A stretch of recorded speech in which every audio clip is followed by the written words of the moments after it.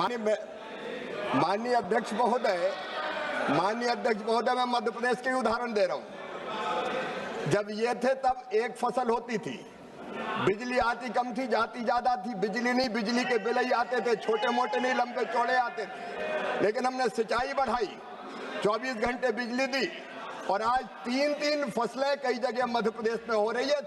दुगनी आमदनी भी हुई है। मैं कुछ नाम माननीय अध्यक्ष महोदय पढ़ना चाहता हूँ, अगर आप उदाहरण चाहते हैं तो, क्योंकि हमने उपाय किए, गंभीरता से उपाय किए, गंभीरता पूर्वक उपाय किए, और इन उपायों को माननीय अध्यक्ष महोदय मैं आज बताना चाहता हूं। माननीय अध्यक्ष महोदय, अब ये आय का सवाल है। माननीय अध्यक्ष महोदय, प्रश्नकाल है, प्रश्नकाल में आप संक्षिप्त जवाब दे दें। प्रश्नकाल में माननीय अध्यक्ष महोदय मैं यही कहना चाहता हूं, हमने बजट बढ़ा के 19,306 करोड़ से इनके समय के किया 1,30,000 करोड़ से ज्यादा, और एग्रीकल्चर और एलाइड सेक्टर का सबका मिला दें तो 5 लाख करोड़ से ज्यादा बजट किया है। हमने उत्पादन बढ़ाने का काम किया है। माननीय अध्यक्ष महोदय, उत्पादन बढ़ेगा तो आमदनी नहीं बढ़ेगी क्या? उत्पादन बढ़ाने का अगर देखेंगे तो इनके समय जो उत्पादन था 14 के बाद 44% उत्पादन अलग अलग खाद्यान्न का बढ़ा है। आप अगर समय दे तो मैं पूरा पढ़ के बता देता हूँ। हमने उत्पादन बढ़ाया, हमने उत्पादकता बढ़ाई, और माननीय अध्यक्ष महोदय ये मोदी जी की सरकार है।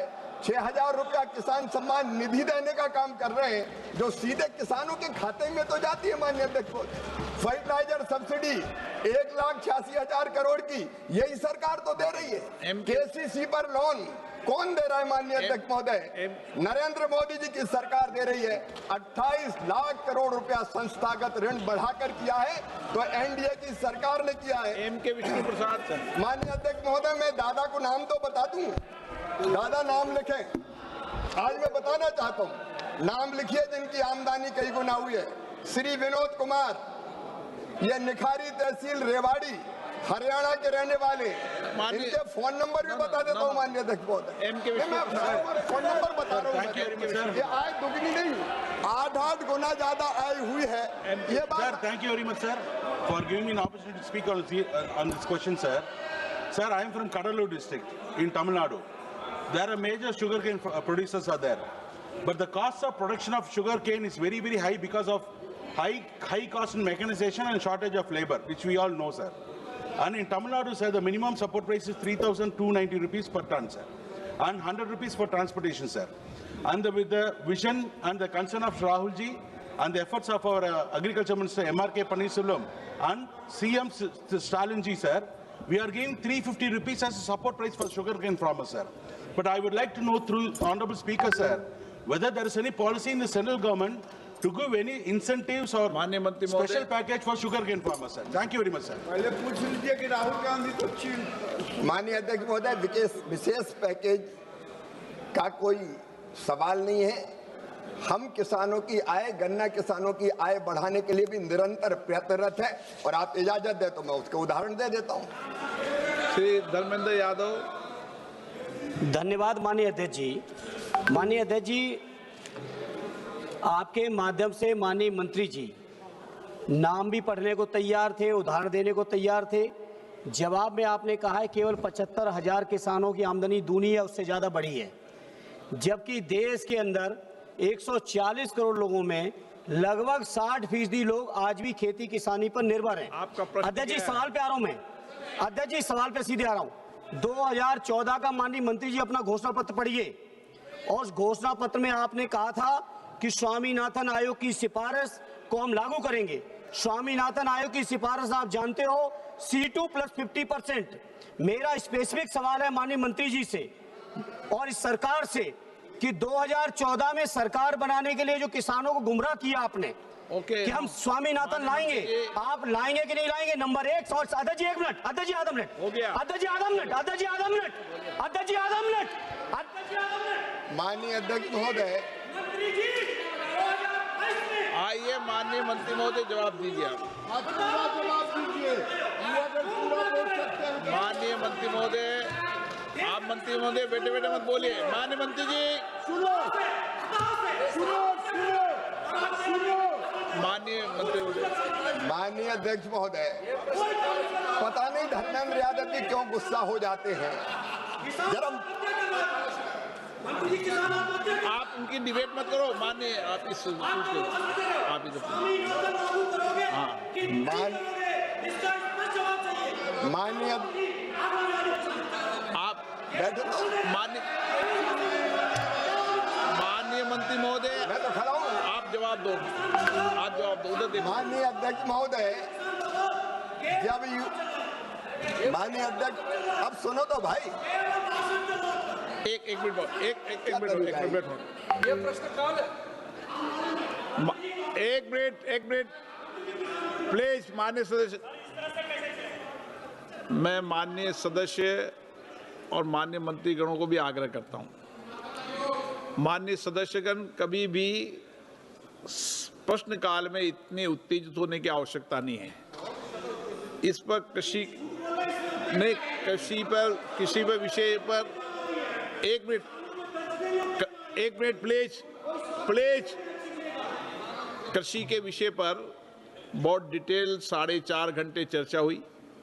सभी माननीय सदस्यों को पर्याप्त अवसर मिला था और प्रश्नकाल क्योंकि संक्षिप्त में होता है, इसलिए मैंने माननीय मंत्री जी को कहा, सभी सदस्यों को पुनः कह रहा हूं, कभी भी प्रश्नकाल के अंदर न तो इतना उत्तेजित होना, न इतने लंबे प्रश्न पूछना। आप लिख के भी लाते हो ना, तो शॉर्ट लिखने की आदत बनाओ। और माननीय मंत्री जी, डिटेल इसमें कुछ नहीं जवाब दिया जाता है, सिंपली जवाब दिया जाता है। आप बता दें। माननीय अध्यक्ष महोदय, हो गया। आप बेटे माननीय अध्यक्ष महोदय, जब यूपीए की सरकार थी, इनने स्वामीनाथन आयोग की रिपोर्ट लागू नहीं की जा सकती, मार्केट विकृत हो जाएगा, ये एफिडेविट देकर मंत्रिमंडल की नोटशीट में बता दूं, ये हाथी के दांत खाने के और पहले बता।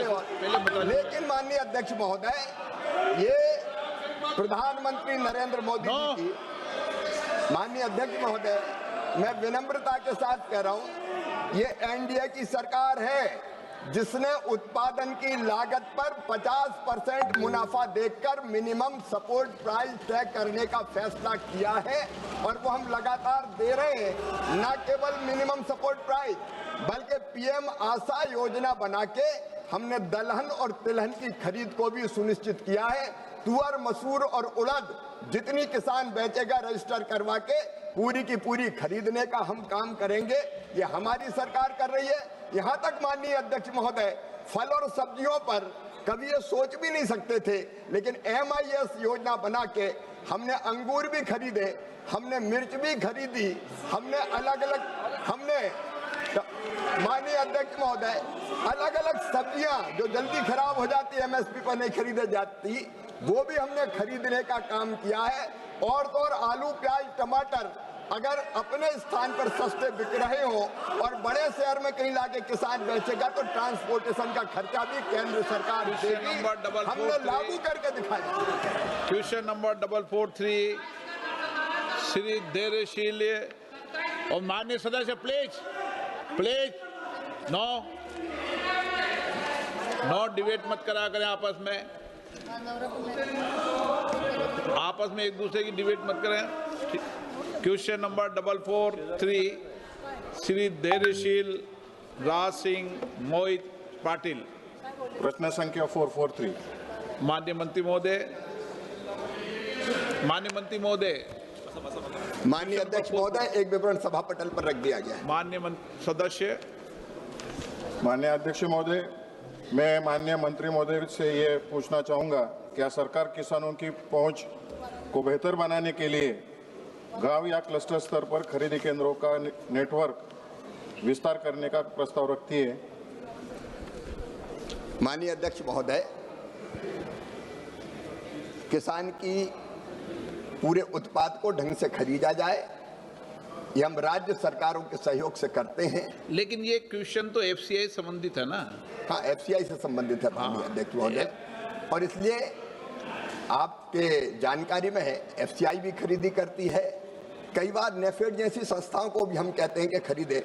और कई बार राज्य सरकार अपनी एजेंसी खुद तय करती है, तो राज्य सरकार के माध्यम से भी हम खरीदी करते हैं और राज्य सरकारें खरीदी केंद्रों की उस हिसाब से व्यवस्था करती है। जहां जितने आवश्यक खरीदी केंद्रों खोले जाते हैं, आवश्यकता और पड़ेगी तो ये संबंधित एजेंसियां उसका फैसला करेंगी। माननीय सदस्य, क्या एमएसपी और बाजार कीमतों के बीच के अंतर को समझने के लिए एमएसपी को कानूनी रूप से लागू होने की योग्य गारंटी या मूल्य अंतर भुगतान प्रणाली शुरू करने की कोई योजना है? माननीय अध्यक्ष महोदय, एमएसपी पर रिकॉर्ड खरीदी हमारी सरकार ने की है। एमएसपी पर रिकॉर्ड खरीदी हमारी सरकार ने की है।